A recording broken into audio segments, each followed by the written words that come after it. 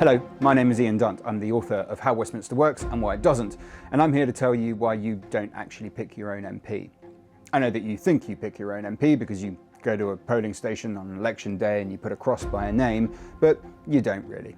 Most of the seats in this country never change hands between the parties. They're safe seats, where one party is so strong that the outcome is already known. You take something like 2019, big election, Boris Johnson wins, the red wall tumbles, great realignment in British politics. In actual fact, 79 seats changed hands out of 650, 12% of them. And that's pretty common.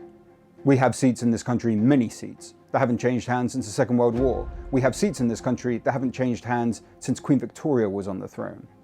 So really, you don't pick the MP. The MP will be there regardless of whether you vote for them or you don't. The people that picked who was going to be an MP were party members sat in a closed room that you were not invited to.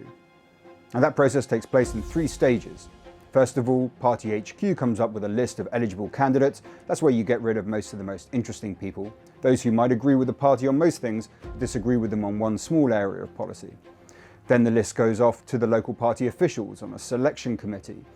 We don't know the standards that they use, we don't know the criteria that it's based on, we don't know the skills that they're looking for. They just make a decision to start swiping people off that list. Finally, the 3rd stage is it goes to a party debate, a hustings of local members, and that part at least sounds relatively democratic, but it isn't really. The National Trust has 5 times more members than all the political parties in this country combined. It is a minority pursuit, and only a minority of that membership bother to go to those hustings to vote for those candidates. And who do they pick? Well, they pick people that are basically like themselves. They are partisans, and partisanship is one of the core qualities that they look for, over things like specialist skills or a deep knowledge base or a willingness to scrutinise government legislation. So the next time you're watching the news and you see someone who is obviously completely unsuited to be an MP, desperately average at best, and you ask yourself, how on earth is it possible that this person is an MP, that they did so well, that they've got so far? The answer to that is because you never really picked them.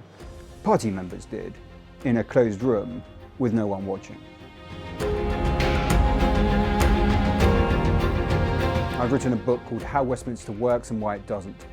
The purpose of this book is to lay out in forensic detail, but in simple language that anyone can understand, exactly how our political system works. Because if we can start to articulate what's going wrong, we can demand how it should change. And in particular, we can demand how it should change in this election year.